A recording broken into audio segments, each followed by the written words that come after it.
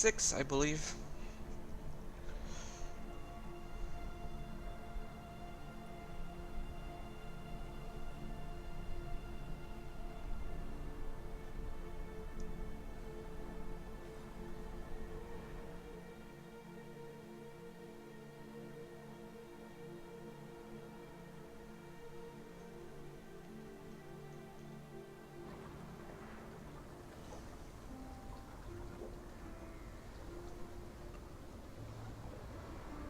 Okay, what is this?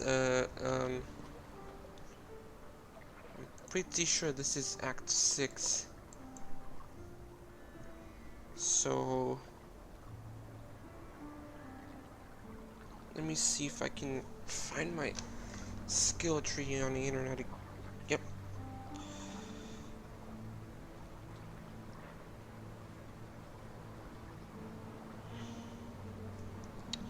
Let's see.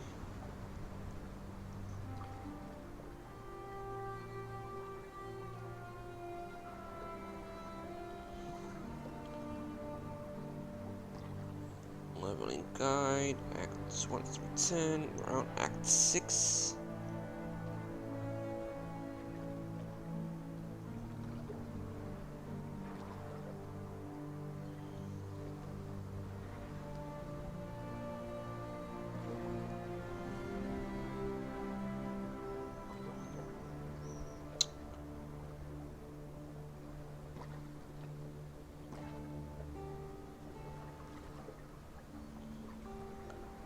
Act 6, level 50. Okay. Alright, we're safe for the time being. Now let me introduce myself properly. Lily Roth. Yeah, I'm one of those Roths. Some call me smuggler, others pirate. Yeah, I prefer the sound of nautical entrepreneur. Came up with that one myself. So you come see Lily if you need something, or even if you just fancy a good chat with a lovely lady. Don't think I'm... Whalem Roth.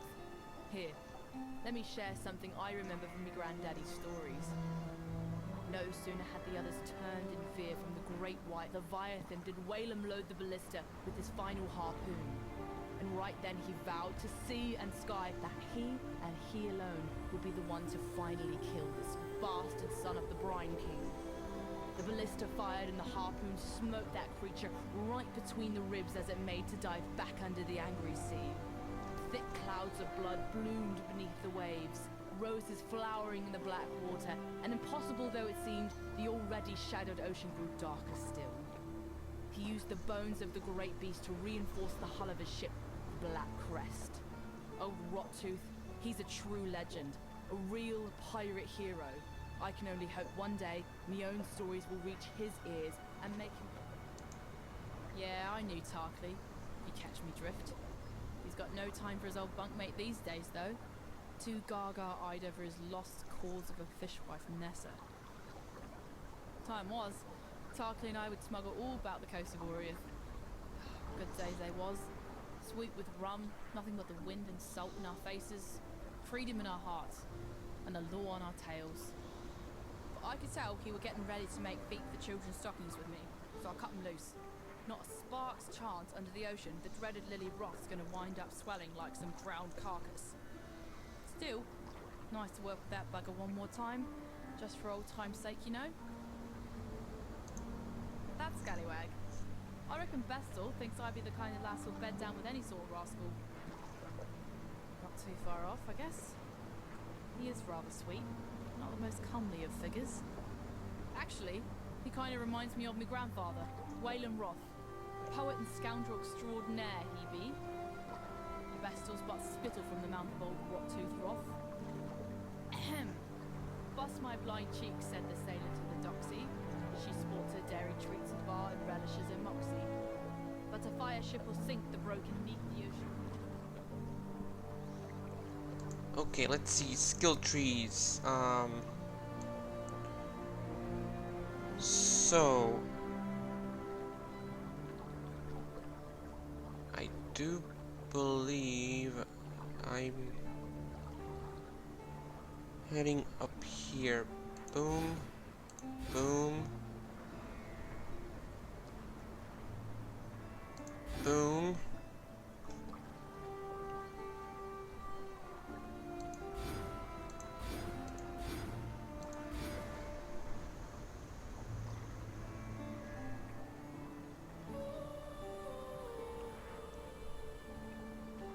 I think I'm missing one somewhere.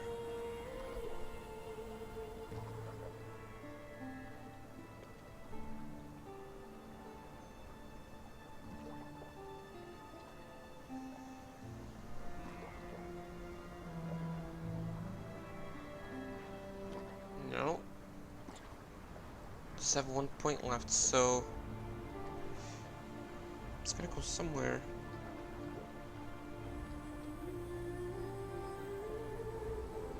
So I'll add it to the jewel socket. Yep. Apply points. Awesome. Great. Is this indeed Act 6? Yep, it is. Despite your best efforts, Beastslayer, a splinter of hope remains. The very seed that brought my beast into existence. The Dark Ember. Never again shall it birth a life so magnificent as the beast. Yet a residue of that power still lingers. Enough to give us a fighting chance against the ravenous Kitapa. How do we obtain this Dark Ember? 3 hearts were silenced. 3 hearts must sing again, one last time. In that final flickering of life, our Savior's seed shall be born. All I need are 3 fine souls with which to stoke the flames. Hold on. It speak too low. Sound effects, dialogue volume. Let's put it louder. Hello.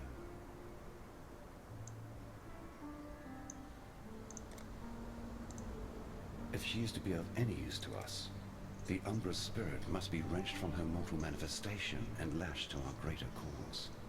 That is your task. For my part, I shall negotiate the terms of her cooperation. With a tragic kiss and lasting embrace, her essence shall pass into me as if she were a sweet breath from the mouth of my lover. It is a sacrosanct sacrifice for all involved.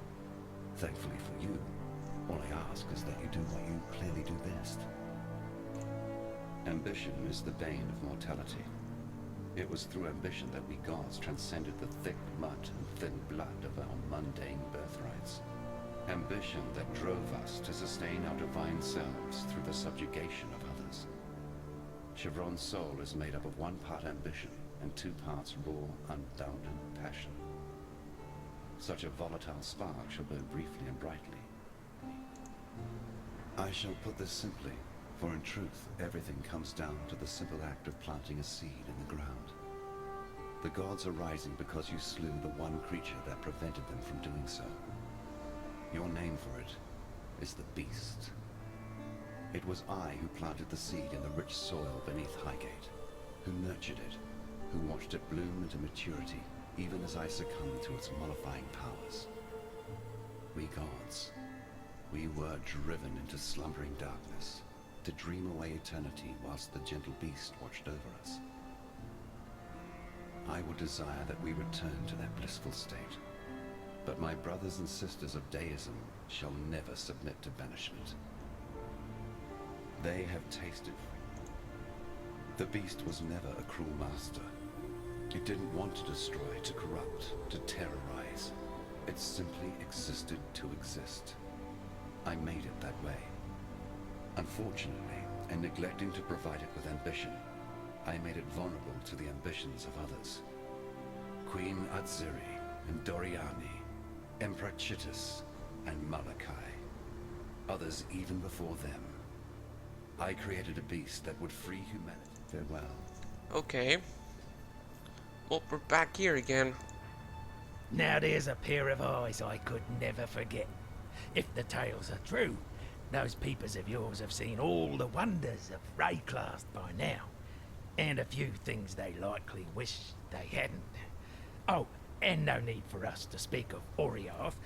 My ears are brimful with the sorrows these wretched companions of yours have been Now, I'm sure you've noticed that Lioneye's watch has seen better days. Our once bubbling township has, alas, become a brooding quagmire of gloom and despair. I blame the unrelenting weather. As you know, I am both a humanitarian and a strong believer in the soul-sustaining power of story. Back when I was still captain of the Merry Gull, many days at sea afforded me time to work on my thespian aspirations. I wrote a theatrical epic, a one-man show entitled Cedric and the Buxom Stranger. I sealed the manuscript inside a roll of oiled leather and stashed it in the hold for safekeeping. Perhaps you could salvage it for me from that tidal island upon which my poor ship came to rest. Who knows? Now there's a sorry tale, more miserable than any dirge I've ever heard. Nessa's gone, wandered off into the night, muttering to herself about dancing to his ditty. No, I didn't go after her. In truth, she was gone when I woke up the next morn. I only imagined she'd be muttering, you see, on account of the murmuring she's been making these past few weeks. Always the same. Lily Roth, granddaughter of the legendary Rottooth Roth. Oh, apologies if I seem a little giddy. It's not any old day you get to meet marine royalty. I mean, you know how I feel about pirates and all, but the Roths have as much in common with those scurvy sea rats as a shark does with a goldfish. Lily has her granddaddy's blood in her veins. It's plain for all to see. Look at the luster in her eyes, the ruddy blush of her skin. That there's a pirate princess, and no mistake. Yes, we live in curious times indeed. A time when old stories are being birthed, muling, and puking into our world of dirt and blood. It's all a bit inspiring, really. Hence, I've written a little something. Ancient anecdotes now wake from... You won't find a sailor that doesn't whisper a quiet prayer to the Brine King before casting off. In fact, under the maddening radiance of a full moon, the more superstitious captains would drown some poor slave or failed mutineer just to keep old Tsoagoth happy. No, that wasn't a sneeze. That's the fish god's old Asmerian name. It's considered foul luck to speak it on board a ship. You'll not find a more renowned pirate as Waylem Rocktooth Roth. In times when Fairgraves was still a whelp earning his sea legs, Rocktooth was prowling the Strait of Orioth in his ship, the Black Crest. It's said he built it himself, lining its hull with the bones of some great sea beast he slew with nothing but a harpoon and a bottle of rum. Never was there a more nimble, more ferocious vessel. Like that Leviathan's spirit still lived and breathed in its timbers. No one sighted Rottooth for 20 years or more, but I know where the Black Crest is. The ship graveyard. Alright, I'm gonna sell you some things, you better give me some goodies. Gimme. Accept it. Okay, stash. Okay, I got one. I'm gonna put you here. The Master Artisan. I already have two of them. Okay, cool. Where's this raise zombies? Over here. Guess I'll put this here. Got so many of those. Whetstone, I could put that over here. The metal softens beneath the stone, reshaping with great ease. Wait, what? Oh, okay.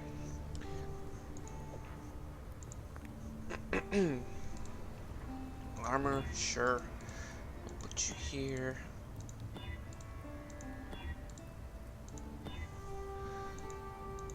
Put this here. Okay. Tarly. First we hear that Oriath has lost its bloody mind, and then you turn up. Doesn't take a scholar to work out how these two events might be connected. I don't know what's going on out there, and I probably wouldn't understand it if I saw it with my own 2 eyes. What I do know is this. The world we knew, it's gone. Now we have to do our damnedest to make sure we don't go with it. Nessa. I saw her one night, running out across the coast, headed in the direction of the mudflats. Called out to her, but she didn't even turn her head. Maybe she couldn't hear me. Maybe she didn't want to. I don't bloody know. I tried to run after her, but she'd vanished into the darkness before my feet had barely touched the sand. So I tracked her, all the way to the mudflats, and that's when her tracks, they just stopped. No sign of meeting someone or something. No sign of a struggle. It's like one moment she was running and the next, gone. Look, I've heard some things about what you've done. Things that beg a belief. Now I wonder how much Lily squeezed out of those refugees from Oriath. Yes, she did risk her life and ship to save them. But I knew the Lily of old, a damn fine smuggler. And that Lily never did a good deed that didn't also turn a profit. I had a life before Lioneye's watch. Not much of one by some people's standards, but it was good enough for me. Lily and I, we'd smuggle a bit of booze to keep our purses full. We were good at it, too. Made us a fine partnership, her quick mind and my steady nerves, right up until the day she left me drunk and trussed on Penance Key. By the time the blackguards unwrapped their present, she was halfway to Trathus. That's how I ended up here. Yes, it smarts a bit to look at her, but what right have I to say where the flotsam finally washes up? Never took much stock in the stories Lily told. Didn't sit right, those full moon sacrifices her and her ilk would do out on the open water.